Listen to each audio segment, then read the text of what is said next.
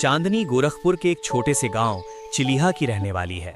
कच्चे रास्ते, मिट्टी के घर और सीमित साधनों के बीच पली बढ़ी चांदनी बचपन से ही पढ़ाई में बहुत मेहनती थी।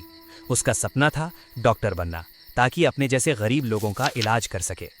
जब आगे पढ़ाई के लिए दिल्ली जाने का समय आया तो उसके माता पिता और भाई बहन उसे बस स्टैंड तक छोड़ने आए। माँ की आंखों में आंसू थे और पिता के चेहरे पर गर्व। बस के शीशे से गांव पीछे छूटता गया और चांदनी अपने सपनों की ओर बढ़ चली। दिल्ली पहुंचकर चांदनी का दाखिला एक मेडिकल कॉलेज में हो जाता है। वो कॉलेज के हॉस्टल में रहने लगती है। शुरू में सब सामान्य लगता है, लेकिन कुछ ही दिनों बाद उसे रात के समय अजीब सी चीजें महसूस होने लगती हैं। कभी धीमी फुसफुसाहटें, कभी किसी के चलने की आवाज। हॉस्टल के पीछे एक पुरानी वीरान सी इमारत थी, जिसके बारे में कहा जाता था कि वहां पहले कुछ भयानक घटनाएं हुई थी और कुछ लोगों की मौत भी हो गई थी। उसी जगह से रात को अजीब आवाजें आती थी। एक रात हिम्मत करके चांदनी अपनी एक दोस्त के साथ उस पुराने हिस्से की तरफ जाती है।